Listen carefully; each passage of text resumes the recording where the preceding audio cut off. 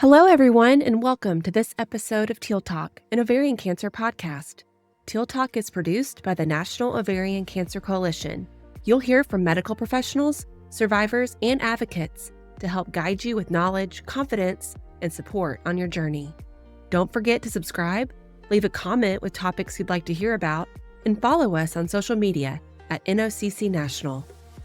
This episode of Teal Talk is made possible thanks to the support of people like you and our generous sponsors, Merck and AstraZeneca.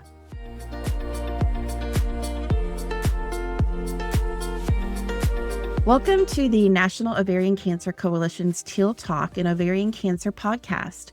I'm Jennifer McClendon, Senior Manager of Education and Mission Programs here at NOCC, and I'm so glad that you're joining us here today. Today's program is Preserving Possibility, Fertility, Hope, and Family After Cancer.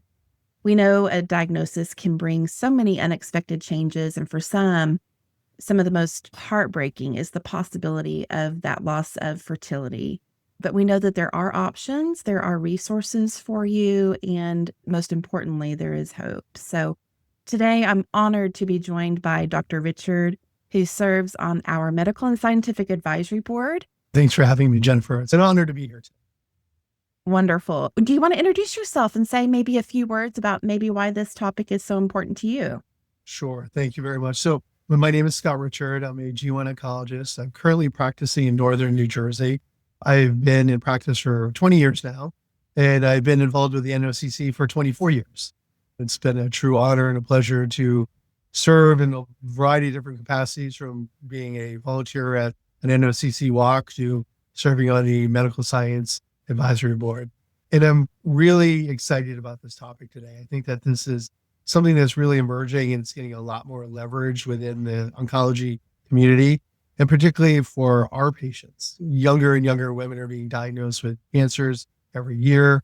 And what we do know is that our society is also waiting longer and longer to initiate our families. And so as those two get closer and closer together, we're running into an issue where more and more women are facing not only a tragic diagnosis of cancer, but also the loss of the ability to grow their families. So we want to do everything we can to try to solve some of those issues and problems. And so it's very timely and a very great topic to talk about. Those are really two great points that you brought up that I hadn't thought about. Earlier diagnoses as well as later family planning, those intersections. I'd never thought about that before. Those are two really great insights. Absolutely.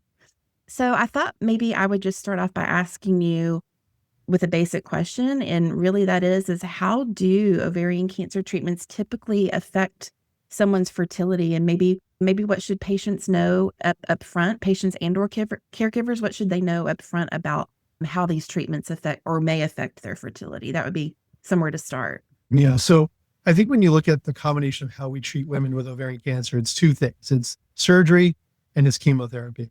So obviously when a woman has an ovarian cancer diagnosis, usually it's involving their ovary. And so to make that diagnosis part of their reproductive system, at least their tube and ovary on one side is being removed. So that impacts their fertility by obviously removing an aspect of part of who they are and their reproductive health in general. The other is chemotherapy. Chemotherapy's job is obviously to try to treat the cancer and try to control it. We're doing more and more neoadjuvant chemotherapy, where we give chemotherapy before we do an operation. And what we realize with chemotherapy is that those drugs have a severe impact on a woman's fertility. The two most common drugs that we utilize in the United States are carboplatin and paclitaxel. Studies have shown that paclitaxel has a 54% reduction in fertility rates for women who receive it. And carboplatin is around 35 to 40%. So those are significant impacts that women will have on their fertility if they receive those two drugs and hope to have future children. Those two treatments. And is that because I'm literally going to the basics here. Is that because it damages that ovarian tissue, or what is that specifically, just for those that are curious? Yeah, so it's the action of those two drugs in particular, the ovaries where they harbor the eggs for the reproductive health, but they can be damaged by these alkylating agents and these chemotherapeutic drugs that we utilize. And so they cause damage to DNA. That's how they kill cancer cells, but they can then damage the cells within the ovaries that are important for reproductive. Makes sense. Makes sense. Yeah. So what about radiation? Yeah, so radiation therapy isn't utilized as much for ovarian Right. cancer except for spot treatment, but radiation therapy is very lethal to ovarian tissue. For instance, women with cervical cancer who receive pelvic radiation therapy, a treatment dose for cervical cancer is around 85 gray of radiation. It's a unit of measurement for radiation therapy. We do know that the ovaries have a tolerance of about 15 to 20 gray.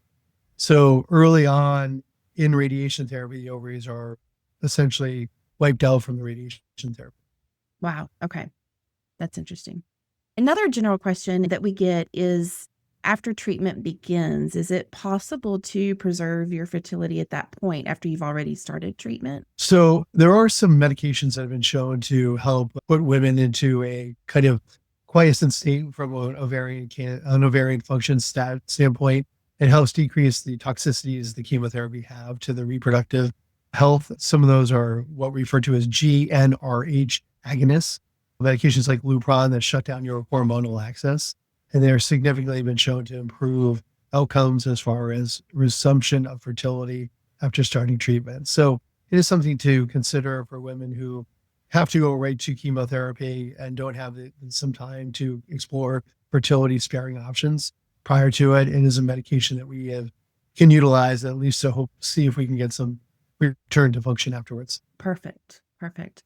And before we move on to our next question, is another follow-up question here is, can someone with one ovary still become pregnant naturally? Yeah, that's a great question. We hear that all the time. Oftentimes women end up losing an ovary for benign Exactly. issues. And one of the things that you look at is that the decrease in your reproductive capabilities is about 3 to 5%. So it's a small decrease, not zero for sure. But Yeah. yeah. Okay. Good. Good to know. Awesome.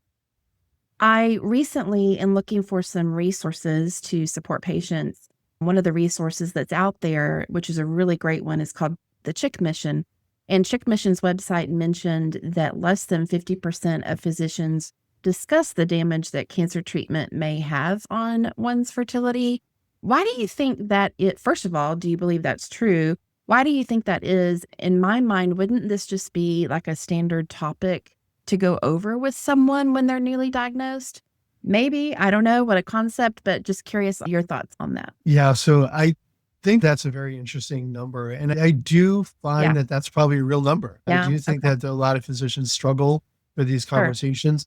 And a lot of that, I think, is based on the altruistic notion of physicians.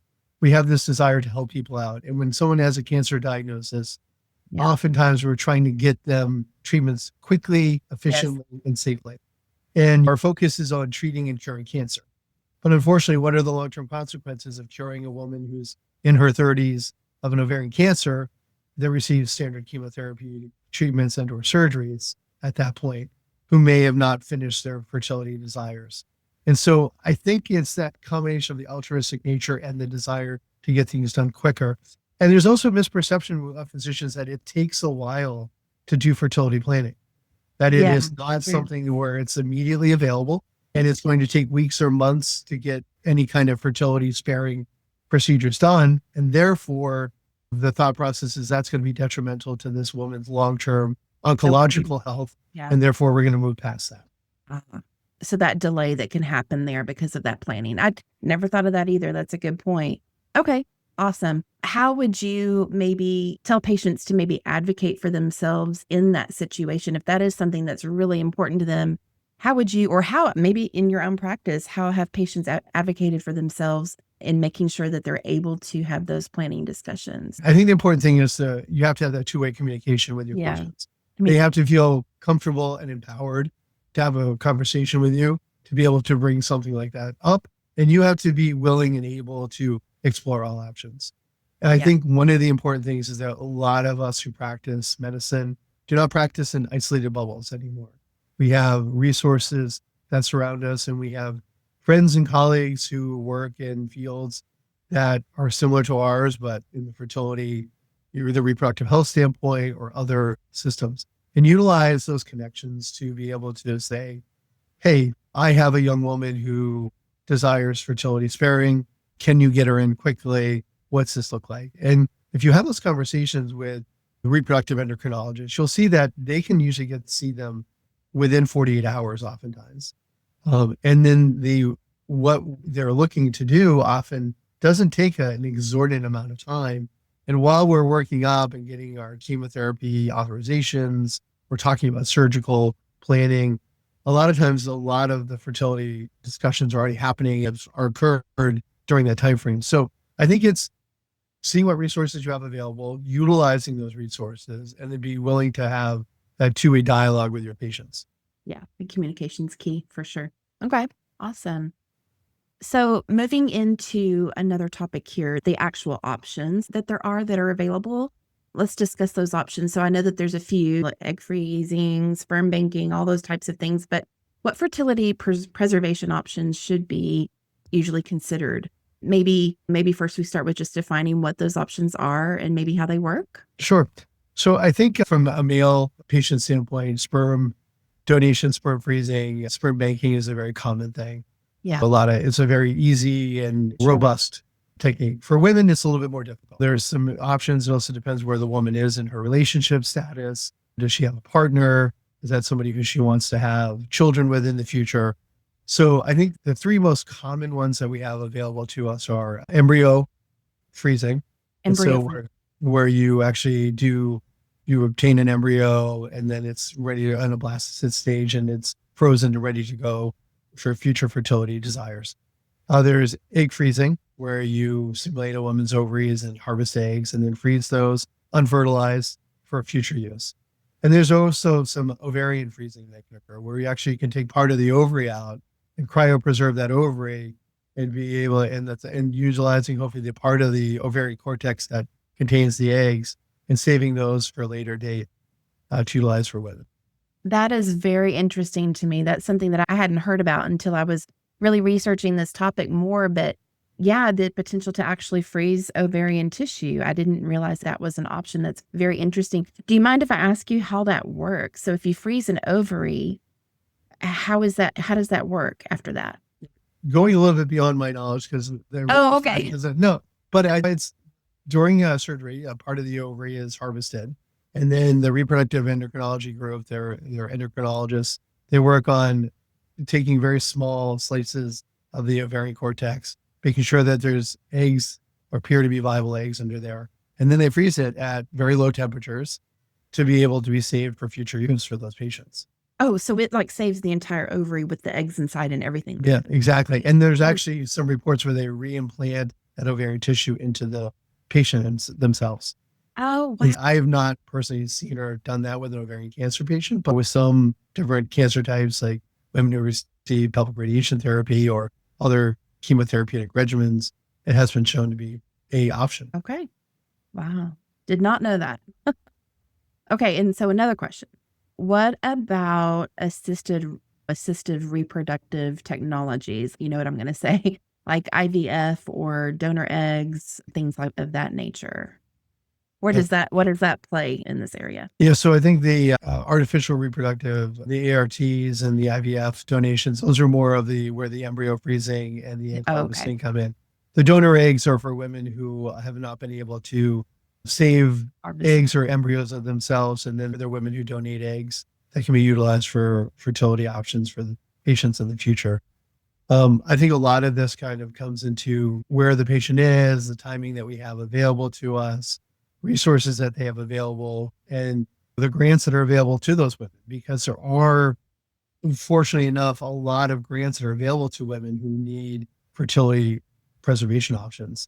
And so one of the things that people have always been concerned about when it came to IVF and all of those other techniques is the expense associated with it and whether or not it was covered by insurances. More and more insurance plans are covering in vitro fertilization. More and more insurance plans are covering artificial or assisted reproductive techniques, and more grant programs are available to young women where they can offset some of the costs that may or may not be covered by their insurance to allow them to continue their family planning in the face of a cancer diagnosis. That is a huge issue, the expense for sure. Yeah, and it's nice to know that there are grants in place, and we'll mention some of those later too as well. Thanks for bringing that up. So in terms of all of these options, embryo freezing, egg freezing, ovarian tissue freezing, whatever it might be. Are there any that stand out to you, any risks or limitations that patients should think through or be aware of with these options available? So I think there's always a discussion that we have with the patient, with the reproductive endocrinology physicians, and basically with their family about what are our goals and what time frame do we have available to do some of these? What are we looking at? I think when we're faced with situations like this, we don't want to close doors. We want to keep as many doors open and explore all options available and say, okay, what are these?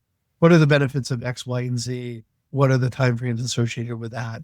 And then if there is a urgency to getting chemotherapy started earlier for those patients, are one of those options a quicker option available to the women? So utilizing those and having that discussion. So we also know for some patients, fertility preservation isn't just about ensuring the possibility to have children. It's also about addressing genetic risks that may be inherited. I wanted to ask for those patients that have possibly a BRCA mutation or maybe even another hereditary cancer risk, can options like IVF with genetic testing help reduce some of those chances of them passing on their genes to the next generation? So one of the things that we know is where these genetic predispositions lie within the chromosomes of our body. And so using pre-implantation genetics, IVF centers can identify embryos that harbor a genetic predisposition and those that don't.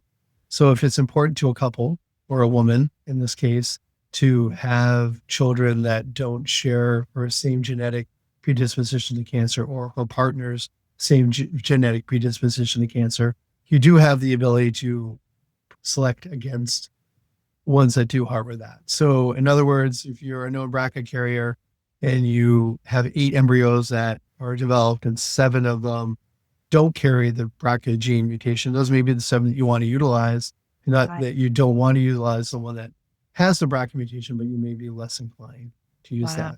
And so and we do see some of that goes on. It's a difficult decision that people make, but it's also the consequences of knowing that you harbor a genetic predisposition to cancer. And in a BRCA case, a 40% lifetime risk of developing ovarian cancer may be something that you would want your daughter or future child not to have to face. I want to speak to the mental health aspect of this heavy topic. For many, we know it's not about making just a medical decision. It's also about mourning the potential loss of something that they've always imagined that would be a part of their future. I cannot even imagine or even begin to be in that position that ovarian cancer may put you in, especially if you've not yet had children and are wanting to. So I know that this can be incredibly emotional for many. A lot of things that I think would come with that, right, are grief, anxiety, even guilt that comes along with this. All the tough choices, wondering if the choice that you made is the right choice, or feeling pressured, like we were talking earlier about the tightened timeline, making that quick decision. I believe sometimes it can just be too much. It's a lot to process all at once, but we know that those emotions deserve validation and, of course, support. Dr. Richard, how do you, I'm sure you come in contact with this quite often, but how do you navigate this in your interactions with patients? Would you mind maybe filling us in a little insight in this area? Yeah, I think it's definitely important to understand your patients and where they're coming from. And because, as we alluded to earlier, our population is waiting longer and longer to start families. My own personal story, my parents had me when they were 21, and they had 3 other children by the time they were 27. And myself, I didn't have my first child until I was 35. And so things have changed significantly in our society as we get a little bit older, a little bit wiser, focusing on family, less on family planning and more on financial security and maybe job and career development. And so I think understanding where those women are coming from when they're diagnosed with cancer is an important thing, and listening to them. And there are subtle cues. If you don't ask someone, they may not tell you. If you don't offer the option of fertility sparing and fertility preservation, they may not even consider it. Because again, their world has been thrown into a headspin, a turmoil at that point. They can't imagine the cancer diagnosis, let alone what it means to be on the other side of having cancer. And so the last thing that they're probably considering is what are the options that I have available? And if they rely on their physician to give them every piece of information, sometimes we fail those patients because we're not focusing or thinking about that either. So I think it's looking at who the women are, where they're coming from, listening to them and asking questions about, do you have children? Have you considered having children? And looking at what that says, what that means. And then here are some options that we have available. And if they take that information and they decide ultimately that's not something that they're interested in, they want to focus on their cancer care, so be it. But I think oftentimes knowing that resource is out there and it's not going to necessarily delay the initiation of chemotherapy or surgery, then let's explore all those options that we have and see what works for the women that we take care of. I love that. The listening, very key. So we know also, in addition, that patients may also struggle with feeling that their fertility concerns are being dismissed or overshadowed because of the urgency of the timing of their treatment. What advice might you give them and their loved ones to maybe best navigate this type of situation? Yeah, I think this is an important point where you advocate for yourself and what are your desires, what are your wishes, and explore everything that's available. Taking a step back, a second to breathe, to gain information and process that information, I think is important. We don't need to necessarily do everything in a very quick linear fashion. We can do things piecemeal and that works for the individual person. And I think it's advocating for yourself if you're the patient, giving your patient options if you're a provider, and then having maybe even some information available to you in your cancer center or in your clinic where there's a pamphlet about fertility sparing options and cancer diagnosis. Maybe there's a card for a local reproductive endocrinology group that does a lot of oncofertility.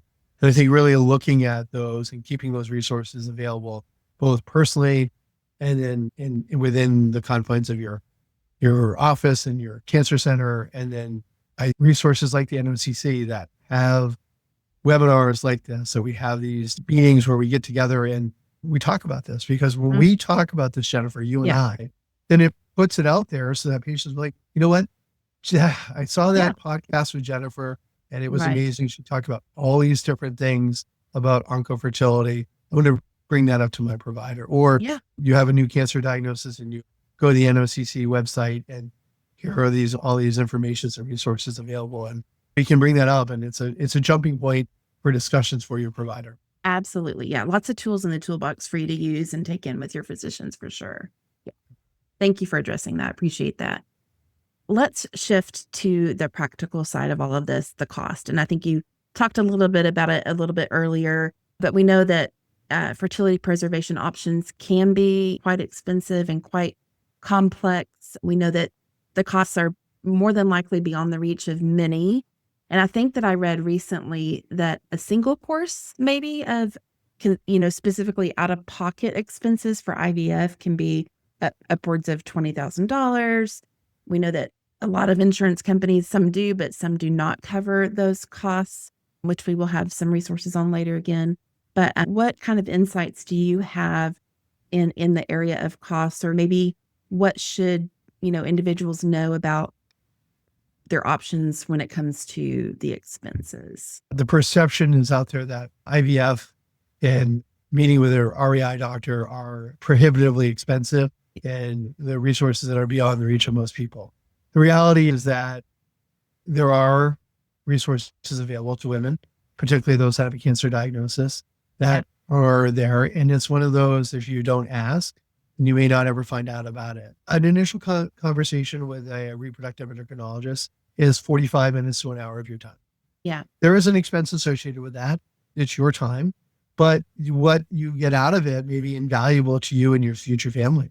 And so I think that having that conversation and then being able to say, oh, wait, there is this program that's available and there's this grant that's available. And we have a research project available through XYZ Cancer Center that we can then utilize. And you're a great candidate for that. Yeah. And exploring all those options. And again, we have very limited capabilities as Americans sometimes to get access to that because the power of our search engines is very limited sometimes. AI may change that significantly, but getting in front of the people who are the experts, the reproductive endocrinologists, the onco-fertility specialists, helps out substantially. And so there is a cost that's there, but I think that there are a lot of grants and a lot of insurance plans even nowadays that cover that to a great extent. Absolutely. And some of those resources I wanted to bring up really quickly were, one of them is, I know Livestrong Fertility. They have actually a discount program. I see you shaking your head like you're familiar with it. But yeah, they offer discounted fertility services. I think even in some cases, free fertility medications. They have a national network of partners that they work with. So we'll put the details in the description below. But their website is livestrong.org/fertility. And I'll say the number aloud as well. It's 855-844-7777. Another great organization that I mentioned at the beginning is called Chick Mission. And their mission is really to ensure that young women newly diagnosed with cancer have that option to preserve their fertility. And they do that through direct financial support. So their website is thechickmission.org. So check that one out as well. So before we wrap up, for someone who's just beginning to think about their future, what words or hope or guidance might you want to leave us with today, Dr. Richard? I think the guidance I would give to women newly diagnosed is be powerful, ask questions, and then if you don't hear the answers that you want, then go to resources like the NOCC because we can help open doors for you. And I think it is all about opening doors and keeping those doors open. Feeling empowered to ask and speaking up. Thank you so much for sharing your insight, your compassion, and your guidance with us today. It's such a powerful reminder that even in the face of when we face these things like ovarian cancer, that there are some paths forward and that families for some can still be a part of their future. So again, for anyone looking for more information, like we said, there's lots of great resources available. We encourage you to check out some of those listed that you can find in our blog and on our website at ovarian.org. And thank you, Dr. Richard, once again for being with us. And we hope that you found today's program helpful, and we look forward to next time. Thanks for listening to this episode of Teal Talk. We'd love your feedback. Take our quick survey linked in the description or drop a comment with your questions and topic suggestions. For more information about the National Ovarian Cancer Coalition and our mission, visit ovarian.org. Until next time, stay informed, stay empowered, and take care.